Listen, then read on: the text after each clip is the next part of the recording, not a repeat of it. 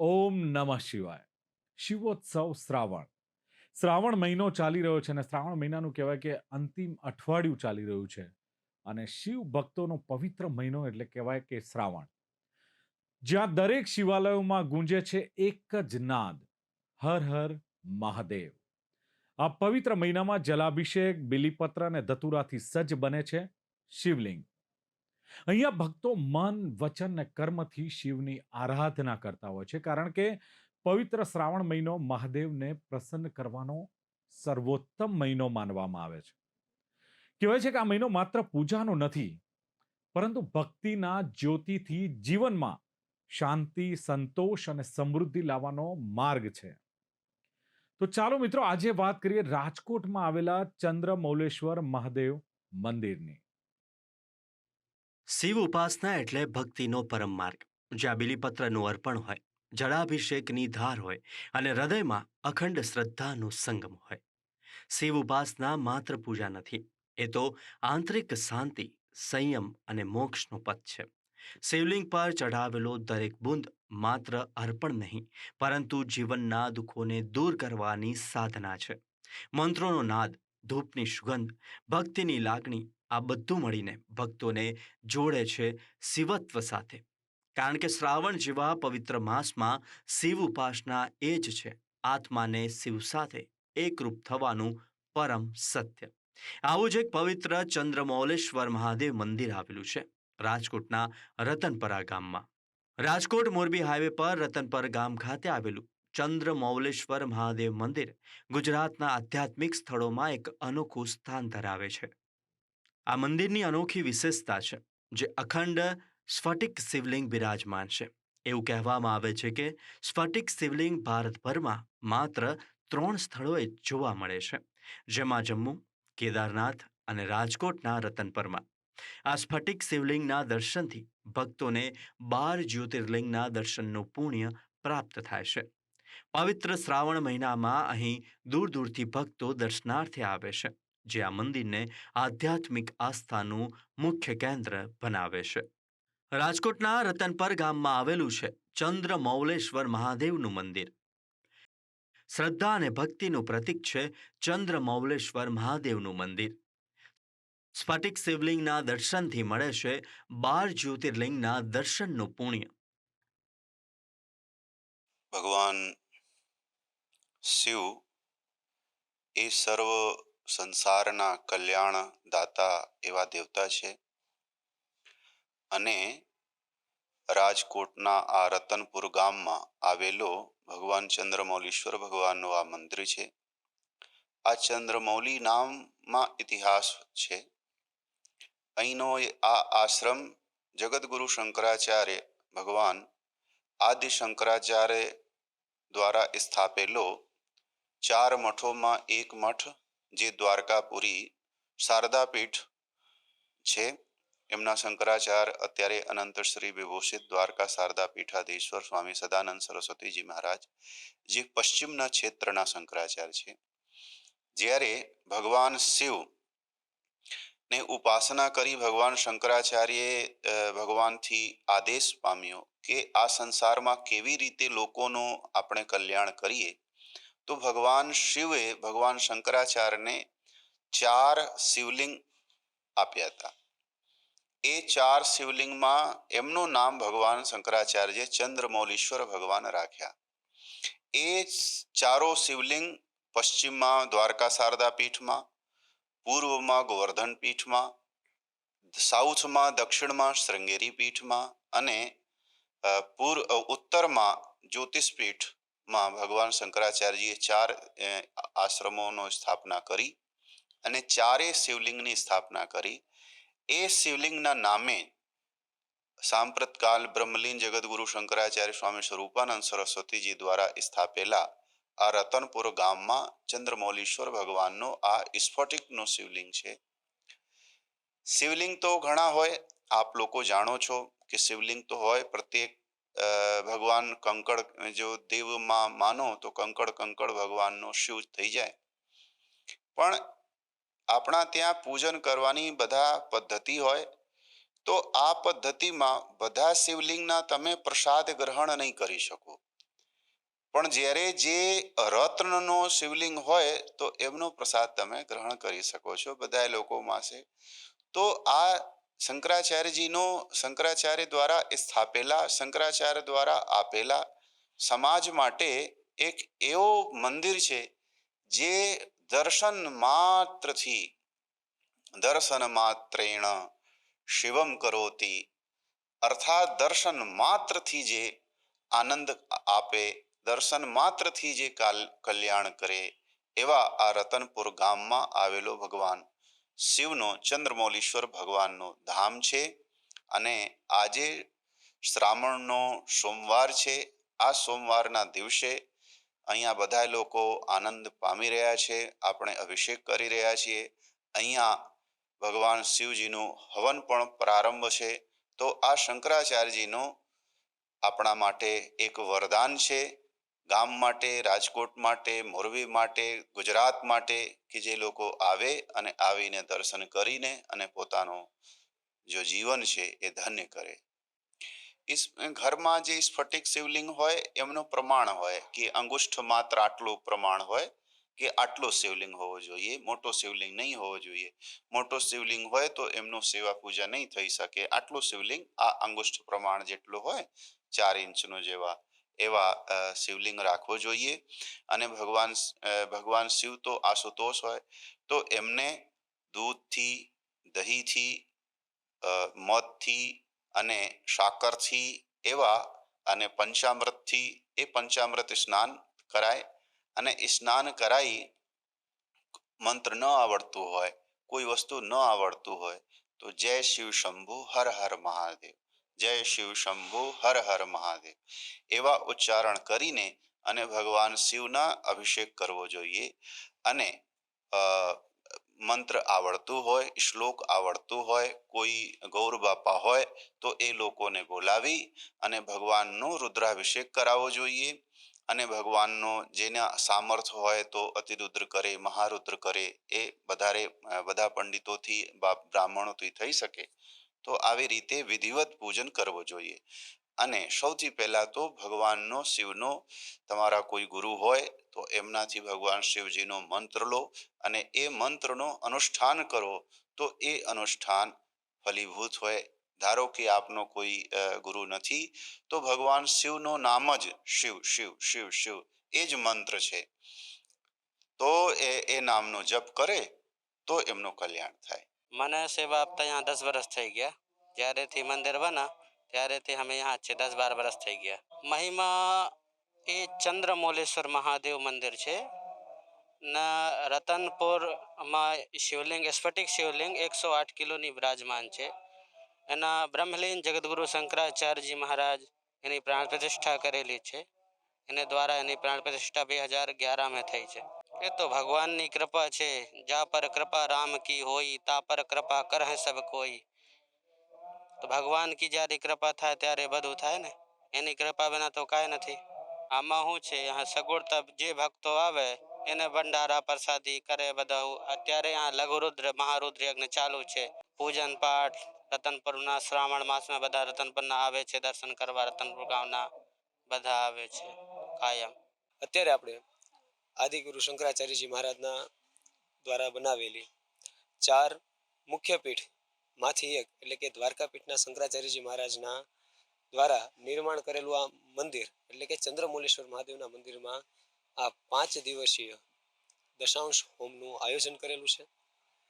અહીંયા તમે જોવા જાઓ તો આ યજ્ઞશાળા છે એનું નિર્માણ પણ આપણા દ્વારકા પીઠના શંકરાચાર્યજી ભગવાન દ્વારા જ કરવામાં આવ્યું છે. અને આ મંદિરનું તમે અંદર અનેક પ્રવૃત્તિઓ તમે જોઈ શકો છો કે લોકો અહીંયા દર્શન કરવા માટે આવે છે. અને સાથે સાથે સ્ફટિકના શિવલિંગની પણ અહીંયા સ્થાપના કરવામાં આવી છે.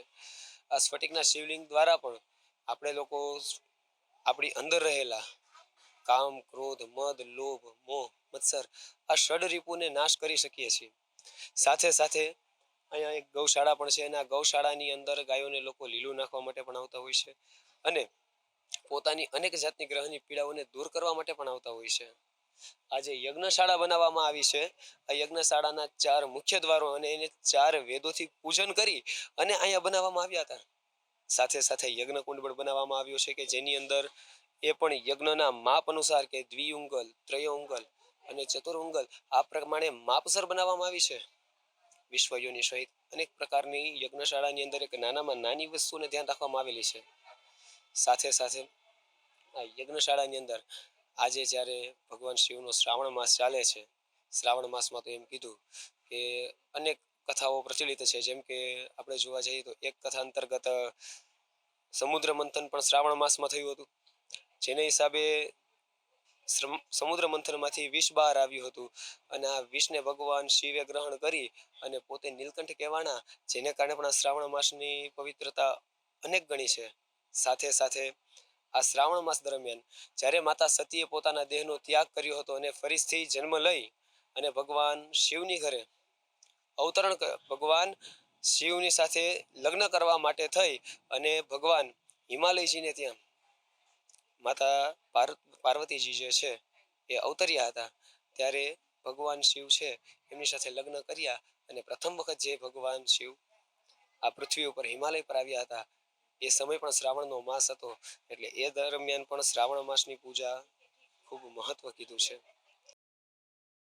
મિત્રો, ચંદ્રમૌલેશ્વર મહાદેવ એટલે કે ભગવાન શિવનું એ સ્વરૂપ જે ચંદ્રદેવને શ્રાપમાંથી મુક્તિ અપાવી હતી. દક્ષ પ્રજાપતિની 27 પુત્રીઓ અને આ 27 પુત્રીઓમાંથી ચંદ્ર માત્ર રોહિણીને વધારે પ્રેમ કરતા અને બાકીની પત્નીઓની અવગણનાથી ક્રોધિત થયા દક્ષ.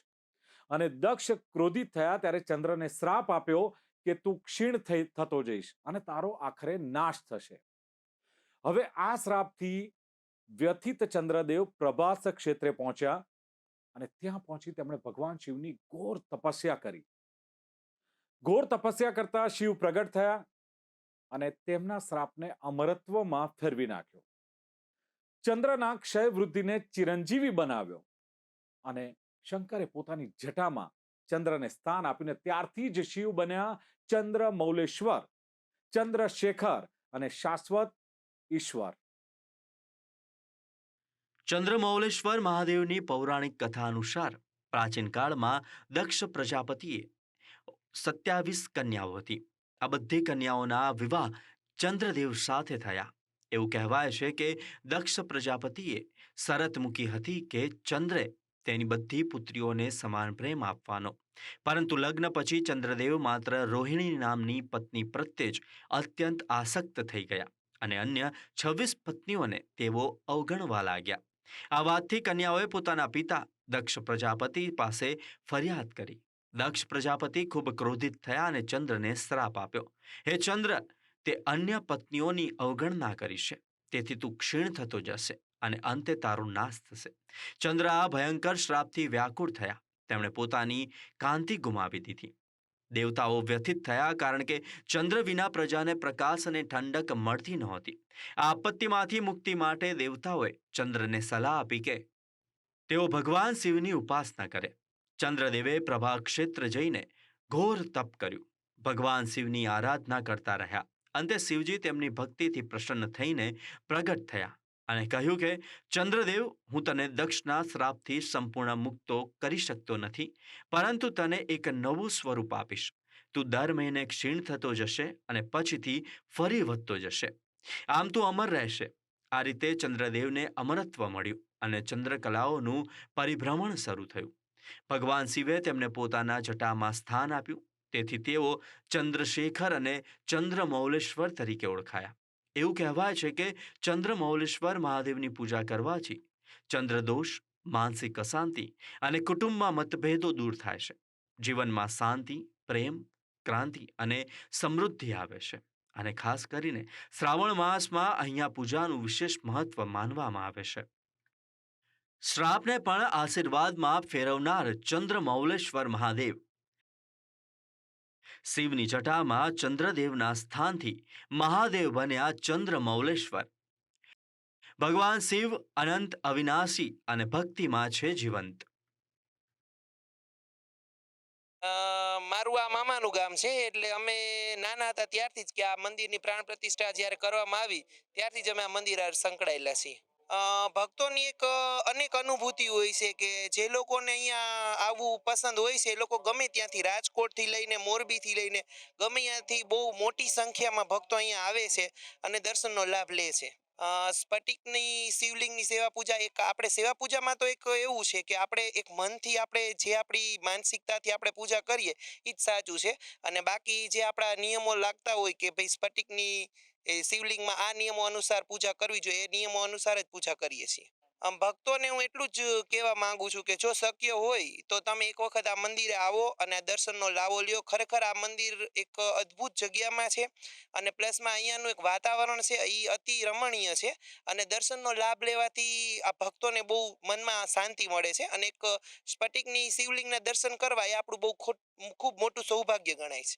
બહુ સરસ, અતિ આમ રમણીય માહોલ હોય છે અને ભક્તોની ખૂબ ભીડ હોય છે અને અમારાથી બનતી સેવા અમે અહીંયા કરીએ છીએ.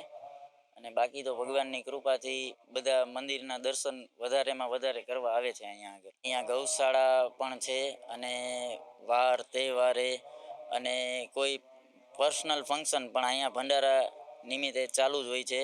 કોઈ પણ શ્રદ્ધાળુ અહીંયા આગળ આવે તો એને ચા પાણી ભોજનની સંપૂર્ણ વ્યવસ્થા રાખવામાં આવેલ છે.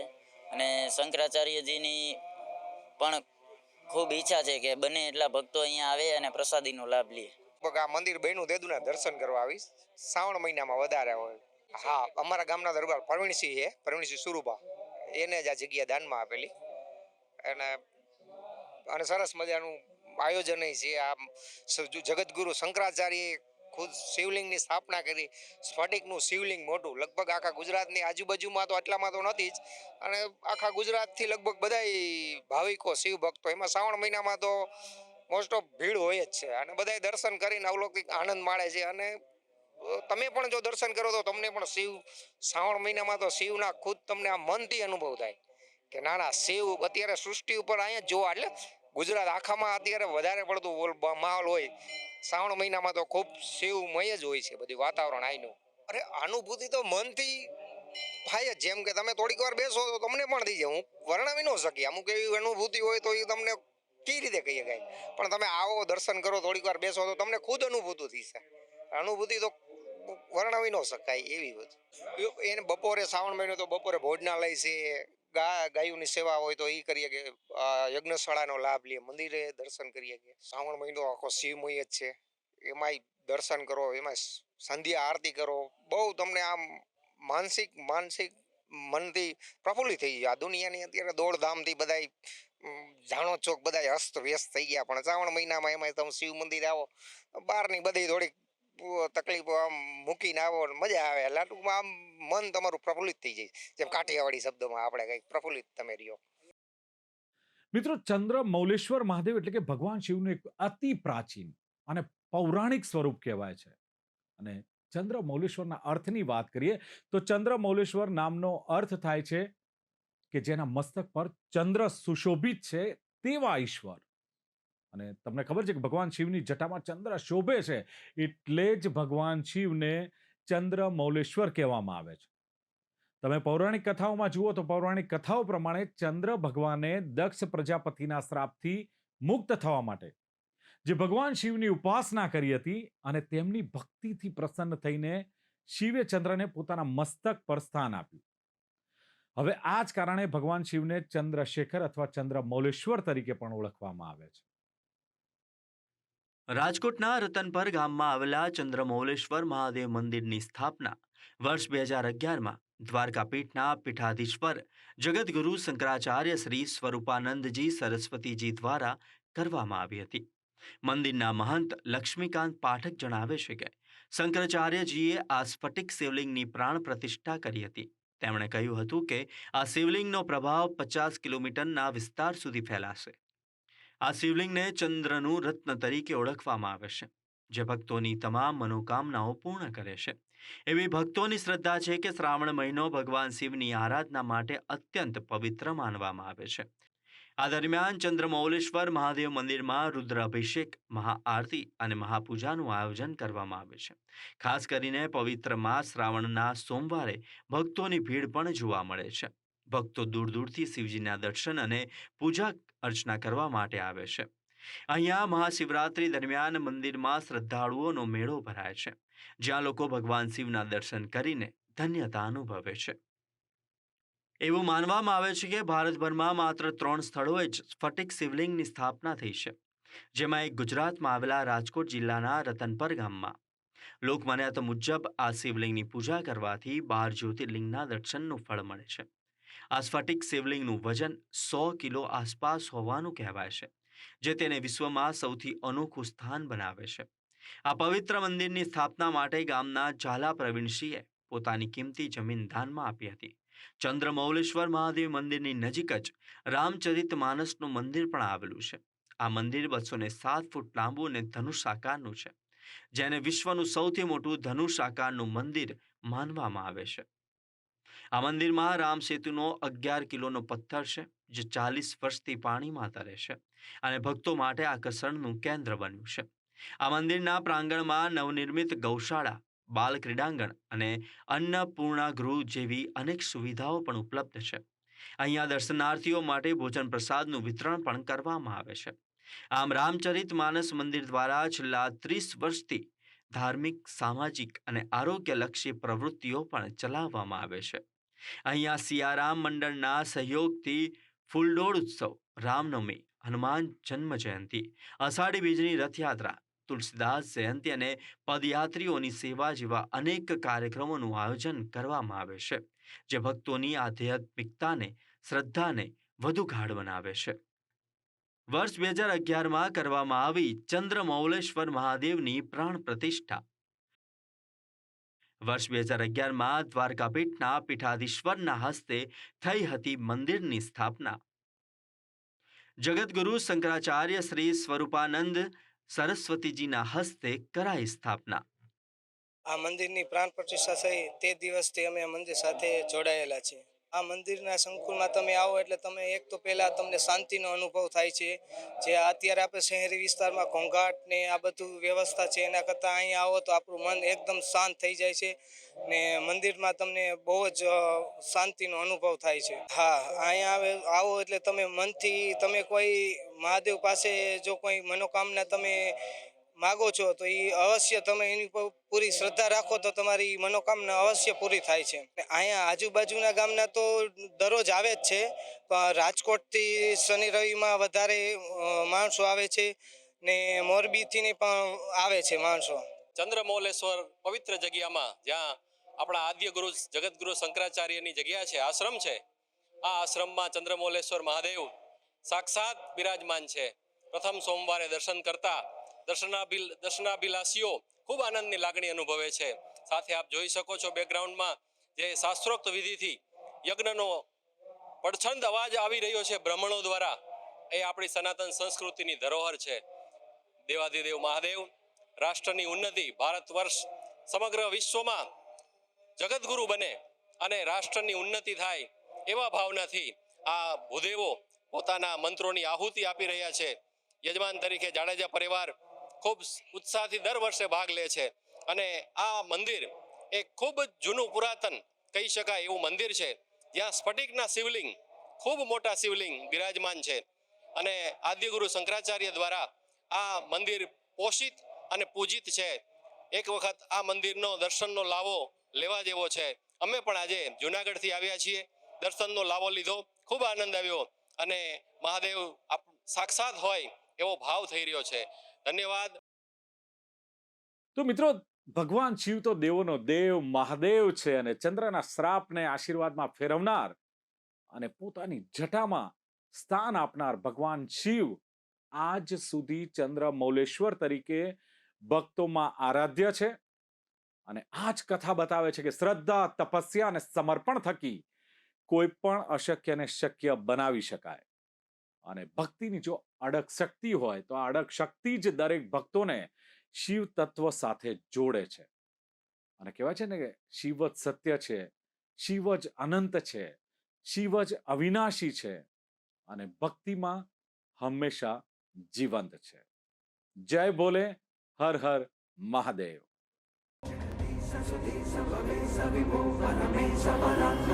सविता